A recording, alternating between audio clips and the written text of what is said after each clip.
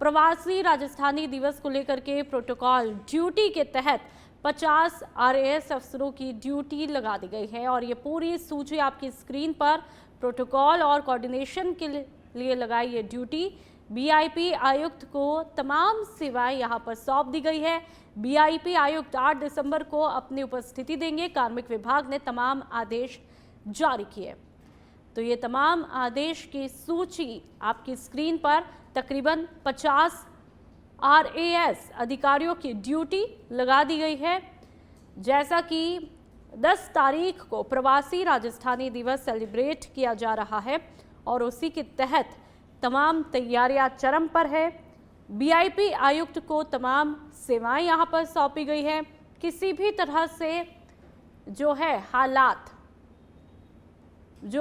तमाम जो व्यवस्थाएं वहां पर अच्छी रहे उसके लिए ये तमाम तैयारियां की जा रही है। और कुछ देर पहले हमने वो तस्वीरें तैयारियों की भी आप तक पहुंचाई कि किस तरह से प्रवासी राजस्थानी दिवस को सेलिब्रेशन को लेकर के क्या कुछ तैयारियां की जा रही है। तमाम अधिकारी आते हैं उन तैयारियों का जायजा लेने।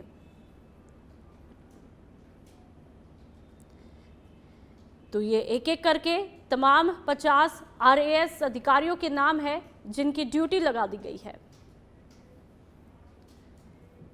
जयपुर में मुख्यमंत्री भजनलाल शर्मा की पहल से आयोजित होने वाली प्रवासी राजस्थानी दिवस की तैयारियां अब अंतिम चरण में पहुंच चुकी है। ये कार्यक्रम 10 दिसंबर को JCC सीतापुरा में आयोजित किया जाएगा और इसमें देश विदेश से प्रवासी राजस्थानियों और उद्योगपतियों की बड़ी संख्या भाग लेगी।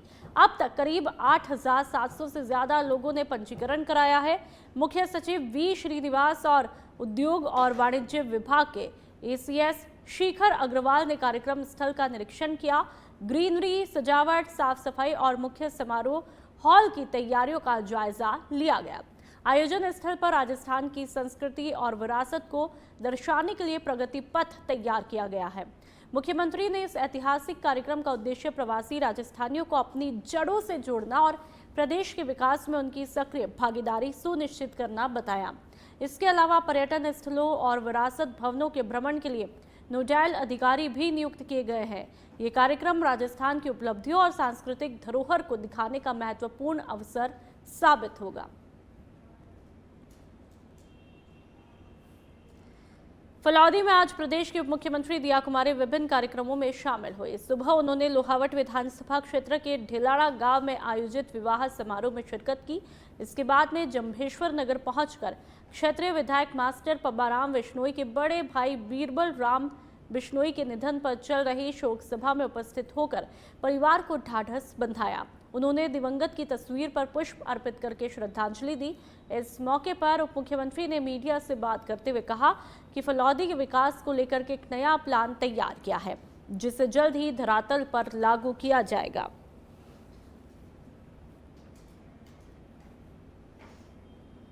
भारतीय जनता पार्टी तो मेरा परिवार है, परंतु सभी संगठनों से, सभी पार्टियों से मेरे जो सौहार्दपूर्ण संबंध है उसके चलते सभी स्नेह रखते हैं। वैचारिक रूप से भले ही हम एक दूसरे से भिन्न हों, परंतु मन भेद नहीं है और इसी के चलते सभी पार्टियों के लोग भी यहाँ पर आते हैं और हमें संबल देने का काम करते हैं।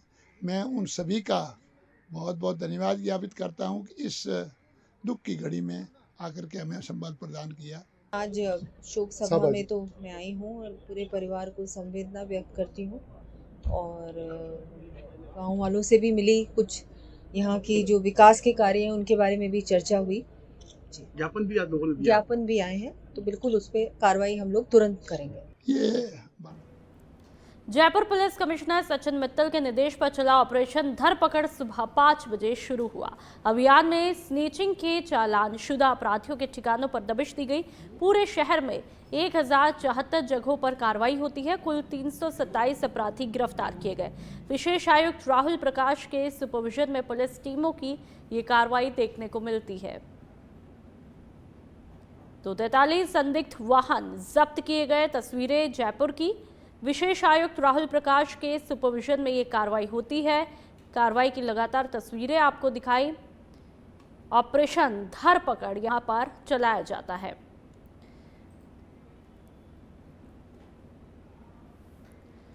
डूंगरपुर के साबली फला गांव में आज शाम को पैंथर ने 3 लोगों पर हमला करके घायल कर दिया। हमले में एक बुजुर्ग गंभीर रूप से घायल हुआ।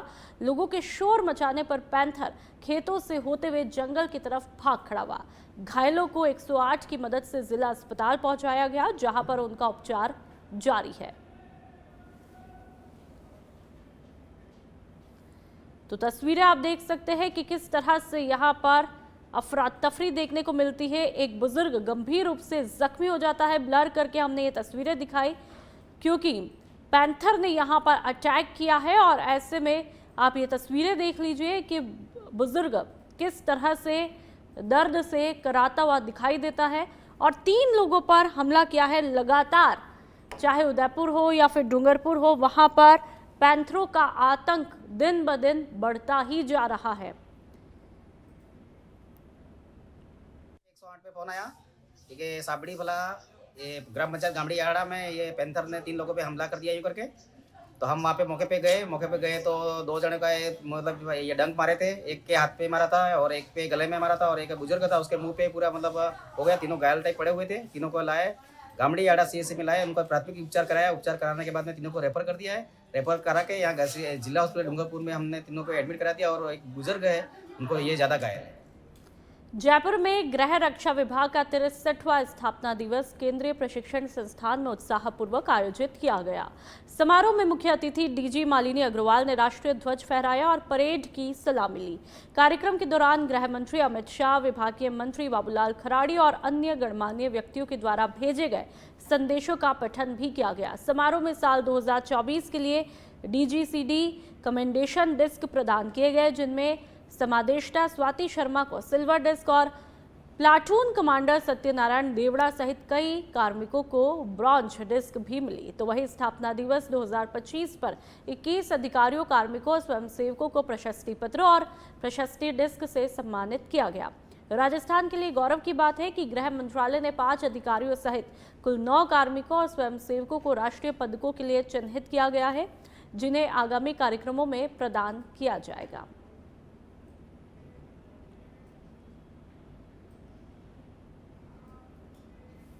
जैसलमेर में होमगार्ड के 63वें स्थापना दिवस पर जिले भर में गौरव और उत्साह का माहौल रहा। अर्बन और सीमा गृह रक्षा दल के मुख्यालय पर ध्वजारोहण के साथ में कार्यक्रम की औपचारिक शुरुआत हुई।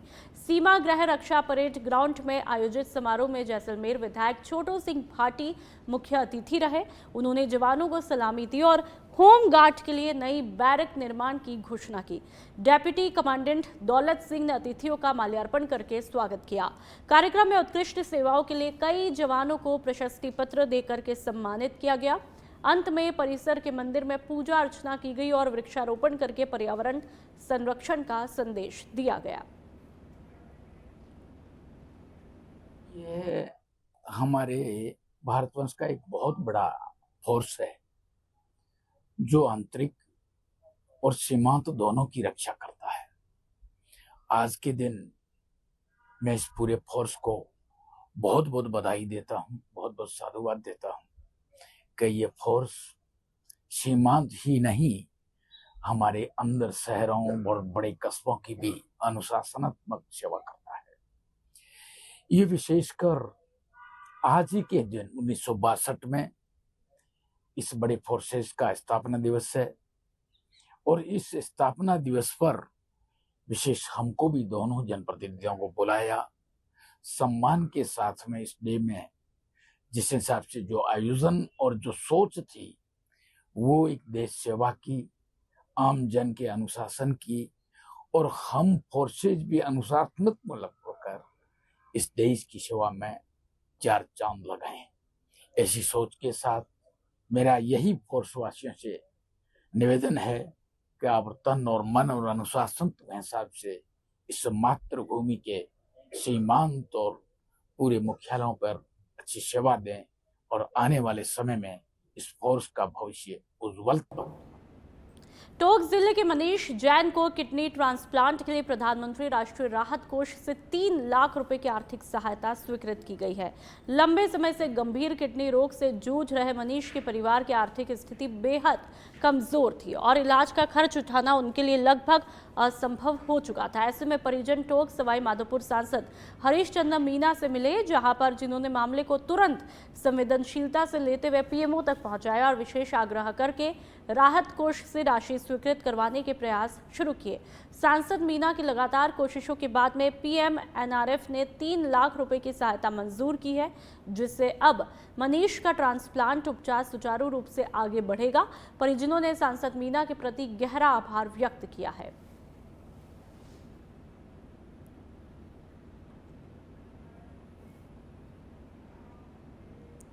विशाखापत्तनम वनडे में भारत की शानदार जीत हुई है। टीम इंडिया ने 9 विकेट से जीता मुकाबला। भारत की तरफ से यशस्वी जायसवाल ने शतक जड़ा।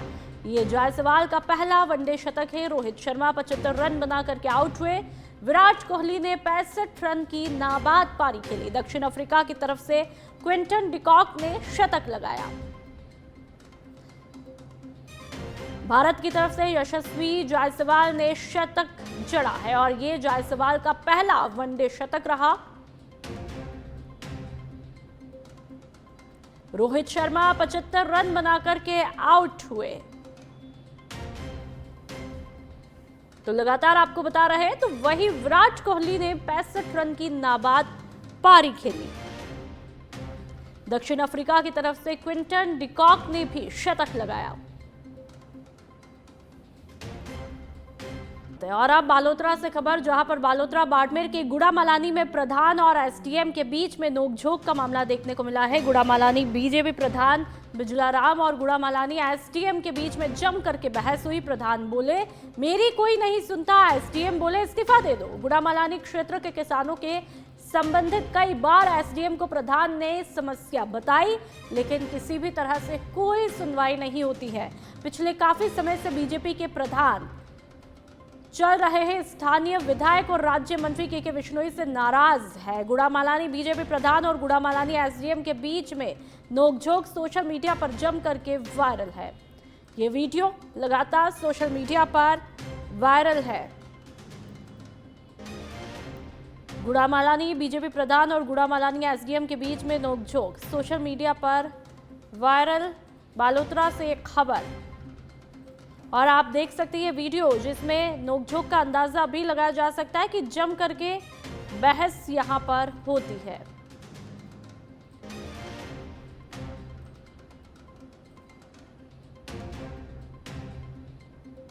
तो ये वीडियो सोशल मीडिया पर जम करके वायरल है। प्रधान बोले कि मेरी कोई नहीं सुनता, एसडीएम बोले इस्तीफा दे दो।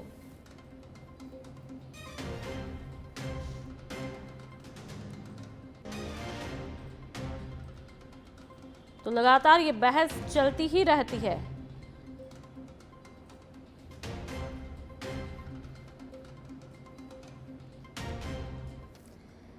सवाई माधोपुर में खाद की किल्लत और कालाबाजारी के मुद्दे पर जिला कांग्रेस कमेटी ने बड़ा प्रदर्शन किया। बामनवास विधानसभा क्षेत्र की लोकप्रिय विधायक और जिला अध्यक्ष इंदिरा मीणा के नेतृत्व में सैकड़ों कार्यकर्ता जिला कलेक्टर कार्यालय पहुंचे और मुख्यमंत्री के नाम ज्ञापन सौंपा। कांग्रेस नेताओं ने मांग की है कि किसानों को समय पर खाद उपलब्ध कराई जाए और बाजार में चल रही कालाबाजारी पर सख्त कार्रवाई हो। इस दौरान जिला प्रभारी पुष्पेंद्र भारद्वाज, जिला प्रमुख सुदामा मीणा और पूर्व मंत्री अशोक बैरवा, पूर्व जिला अध्यक्ष गिरिराज गुर्जर, शिवचरण बैरवा, एडवोकेट मानसिंह मीणा सहित कई वरिष्ठ पदाधिकारी और ब्लॉक मंडल अध्यक्ष मौजूद रहे। प्रदर्शन के दौरान कार्यकर्ताओं ने कहा कि खाद की कमी से किसान परेशान हैं और सरकार को तुरंत समाधान सुनिश्चित करना चाहिए।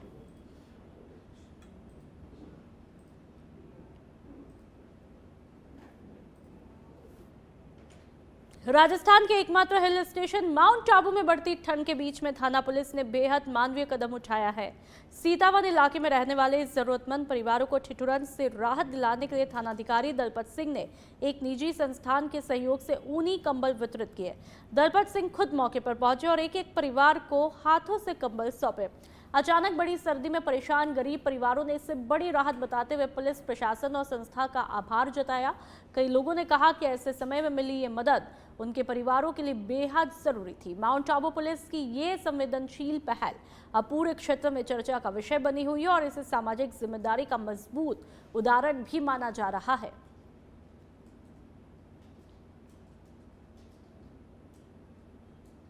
तो तस्वीरें आप देख सकते हैं, इंसानियत और मानवता का परिचय देती हुई ये तस्वीरें कि जब भी कहीं पर आप देखते हैं कि आप कोई परेशान है और आप उस परेशानी का समाधान बनते हैं या फिर उनके चेहरे की खुशी बनते हैं, तो वाकई में एक अलग ही सुकून आपके अंदर होता है।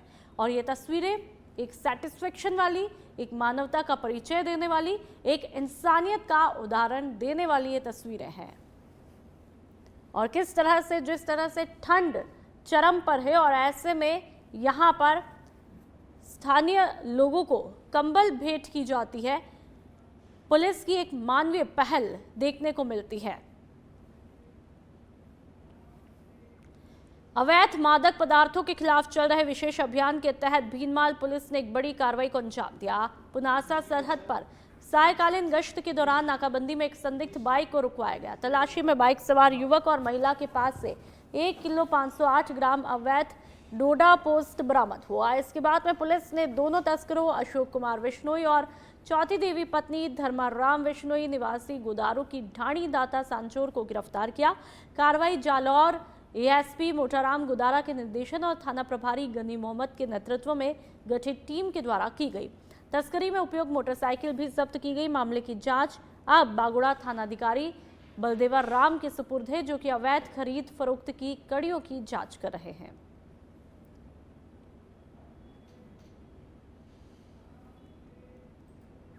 किशनगढ़ बास क्षेत्र में शनिवार को बड़े विकास पैकेज का साक्षी बना है किशनगढ़ बास, जब केंद्रीय पर्यावरण, वन और जलवायु परिवर्तन मंत्री भूपेंद्र यादव ने 125 करोड़ रुपए से ज्यादा की विभिन्न विकास परियोजनाओं का लोकार्पण और शिलान्यास किया। कार्यक्रम में सड़क, जलापूर्ति, स्टेडियम, सामुदायिक भवन, गौशाला सुविधाएं और कई आधारभूत ढांचागत परियोजनाएं शामिल रही। कार्यक्रम में केंद्रीय मंत्री ने कहा कि प्रधानमंत्री नरेंद्र मोदी के नेतृत्व में देश विकास की नई ऊंचाइयां छू रहा है और सरकार का मूल उद्देश्य विकास, सहकारिता और जन कल्याण को गति देना है। उन्होंने डेयरी सेक्टर को मजबूत करने पर जोर देते हुए अलवर डेयरी में 350 करोड़ की क्षमता विस्तार स्वीकृति का उल्लेख भी किया। साथ ही खैरथल में इंटरनेशनल लेवल की खेल एकेडमी की स्थापना की घोषणा को क्षेत्र के युवाओं के लिए एक बड़ा अवसर बताया।